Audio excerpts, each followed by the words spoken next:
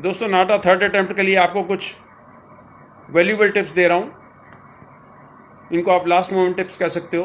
इनका इस्तेमाल करोगे तो थोड़ी आपको आसानी हो जाएगी नाटा में अच्छा स्कोर करने के लिए। एक तो मैथमेटिक्स नाटा में 10th लेवल का आता है, तो इसलिए आज अपनी पूरी एनर्जी मैथमेटिक्स पढ़ने में मत लगाएं। सिंपल क्वेश्चन आते हैं प्रॉफिट लॉस के, टाइम के, वर्क के, डिस्टेंस के, तो बहुत आसान क्वेश्चन इसके अंदर मैथमेटिक्स में रहते हैं। तो अगर 10वीं तक का मैथ्स आपका तैयार है तो आज का पूरा दिन अपनी एनर्जी इस पर मत बर्बाद करें। इंग्लिश कंप्रीहेंशन के सवाल इसके अंदर रहते हैं। इंग्लिश कंप्रीहेंशन में अनसीन पैसेज होते हैं, तो यू नेवर नो कि कौन सा पैसेज कहाँ से आ जाएगा। इसकी कोई विशेष तैयारी आप नहीं कर सकते। पिछले सालों के पेपर्स को सॉल्व करने की कोशिश करेंगे तो आपको पैटर्न पता चल जाएगा। आपको ये समझ में आ जाएगा कि एक अनसीन पैसेज दिया है, उसमें से जो सवाल पूछे गए हैं उसका हल कैसे निकालना है। इसका सबसे बेहतरीन तरीका ये होता है कि आप पैसेज को बाद में पढ़ें, सवाल को पहले पढ़ लीजिए। जितने सवाल 4 या 5 क्वेश्चन हैं उनको पढ़ लीजिए।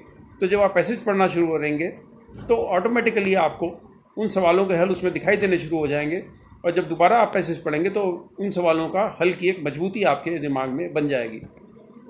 2D 3D विजुअलाइजेशन में बहुत विशेष रूप से ख्याल रखना है कि अगर आइसोमेट्रिक व्यू दिया गया है और आपको उसका फ्रंट व्यू ढूंढना है तो कोई छोटा सा कंपोनेंट उसका पकड़ लें, वो देखें चारों फिगर्स में है कि नहीं है, और इस तरीके से एलिमिनेशन प्रोसेस से काटते जाएं। गलत वाले को, रॉन्ग वाले को आप एलिमिनेट करते जाएं। हम इसको एलिमिनेट द रॉन्ग प्रोसेस बोलते हैं।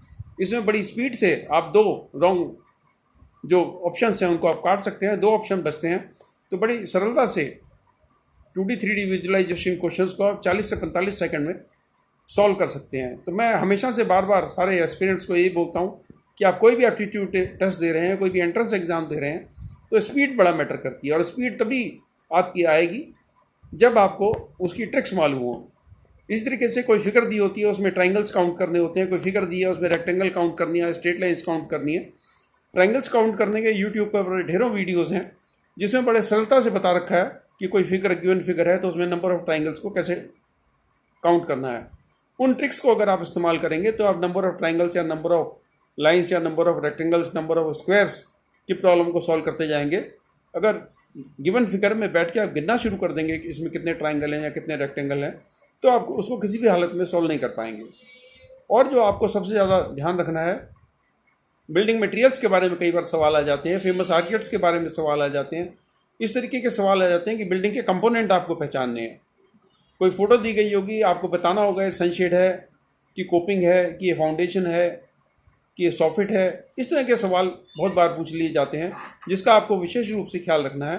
तो बिल्डिंग मटेरियल के साथ साथ अगर आप बिल्डिंग के पार्ट्स को भी अंडरस्टैंड करना शुरू करेंगे, इस तरह के बहुत सारी पिक्चर्स, बहुत सारे चित्र आपको विद डेफिनेशन आपको दिखाई दे जाएंगे। यूट्यूब पर भी इस तरह के बहुत सारे जो एक्सपर्ट्स हैं उन्होंने वीडियो डाल रखे हैं जिसमें बिल्डिंग के पार्ट्स या बिल्डिंग मटेरियल के बारे में विस्तार से बता रखा है। आर्किटेक्ट्स की फेमस बिल्डिंग्स के बारे में कई बार चित्र आ जाता है जिस बिल्डिंग को आपको रिकॉग्नाइज करके बताना होता है, या तो बिल्डिंग का नाम आपको बताना होता है या ये बताना होता है कि इसका आर्किटेक्ट कौन है। पुराने ज़माने के मॉन्यूमेंट्स के कई बार चित्र आ जाते हैं, उस चित्र को भी आपको रिकॉग्नाइज करना होता है। हमने अपनी बहुत सारी किताबों में पुरानी बिल्डिंग्स के, नई बिल्डिंग्स के, फेमस बिल्डिंग्स के चित्र डाल रखे हैं। जो स्टूडेंट्स हमारी किताबें पढ़ रहे हैं उनको इन किताबों से पूरी मदद मिलेगी। इस तरीके से बिल्डिंग मटेरियल्स के बारे में हमने अपनी किताबों में बड़ी अच्छी जानकारी दी है। और ये एलिमिनेट द रॉन्ग वाली मेथड भी हमने अपनी आर्किटेक्चर एंट्रेंस की किताबों में बड़े विस्तार से समझा रखा है कि किस तरीके से 30 से 40 सेकंड में आप 4 ऑप्शन में से करेक्ट ऑप्शन का चुनाव कर सकते हैं। और सबसे बड़ी बात यह है कि आज का दिन आप अपने आप को थकाएं मत। आज का दिन एंजॉय कीजिए। जितनी आपने लर्निंग करनी थी सारी लर्निंग कर ली, ताकि नाटक का एग्ज़ाम देने के लिए आप फ्रेश एंड ताज़ा, बिल्कुल प्रफुल्लित मन से आप नाटक का एग्ज़ाम देने जाएं, ताकि वहाँ पर आपको किसी प्रकार का पैनिक ना हो, किसी प्रकार की घबराहट ना हो। पानी अपना साथ लेके जाएं और कोशिश करें कि बीच में 2-3 बार आप पानी जरूर पी लें। जैसे ही आपका मुंह सूखना शुरू हो जाता है तो आपको एक प्रकार की घबराहट होनी शुरू हो जाती है, तो पानी आप अपने साथ रख सकते हैं, तो उसका इस्तेमाल करें। क्योंकि नाटक के अंदर ड्राइंग नहीं पूछी जाती, ड्राइंग नहीं बनानी होती, तो ये भी आपको एक थोड़ी सी आसानी है कि जितने क्वेश्चंस हैं वो सारे ऑनलाइन क्वेश्चन हैं, MCQ या PTQ क्वेश्चंस हैं। तो आपको अपने हाथ से कोई ड्राइंग नहीं बनानी, तो उसमें आपकी थकान कम होती है।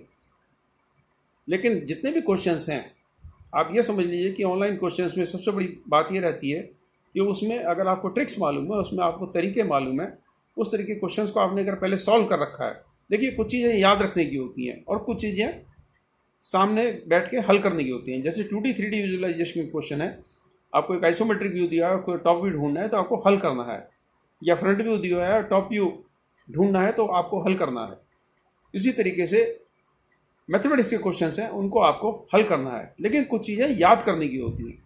जैसे कोई इमेज है, कोई बिल्डिंग की इमेज है, वो आपको याद रखनी है, उसको आपको हल नहीं करना है। वो अगर आपको इमेजेस याद हैं, बिल्डिंग मटेरियल्स की इमेजेस आपको याद रखनी है, बिल्डिंग के पार्ट्स आपको याद रखने हैं, तो उनकी इमेजेस अगर आपको ध्यान है तो आपको देखते के साथ ही आप उसको तुरंत सॉल्व कर पाएंगे। तो इस बात को आप अंडरस्टैंड कीजिए। आर्किटेक्चर एप्टीट्यूड टेस्ट हो या कोई भी टेस्ट हो, तो दो तरीके के क्वेश्चन उसमें रहते हैं। एक क्वेश्चन होते हैं हल करने वाले और दूसरे क्वेश्चन होते हैं जो आपको पहले से याद हैं। जो आपको पहले से याद है वो बड़ी सरलता से आप उसको सॉल्व कर सकते हैं, और जो आपको हल करने हैं वो आप तभी हल कर पाएंगे जब आपको उसके तरीके मालूम होंगे। उस तरीके के क्वेश्चन अगर आपने पहले के हल कर रखे हैं, तो मैं सारे स्टूडेंट्स को एडवाइस करता हूँ कि नाटा के पिछले सालों के पेपर्स देख लीजिए, उससे आपको काफ़ी आइडिया लग जाएगा किस प्रकार के पेपर्स इसके अंदर आते हैं। कई बार इस तरह के क्वेश्चंस भी आ जाते हैं, दो आपके सामने ड्राइंग्स बनी हुई है, चित्र बने हुए हैं, इमेजेस बनी हुई है, उसमें आपको डिफरेंस पूछने के लिए आ जाता है। इस बार 2-3 बार से इस तरह के क्वेश्चन भी आ रहे हैं, कोई इमेज आपको दिखा दी 30 सेकंड के लिए, फिर उस इमेज के बारे में सवाल पूछ लिए।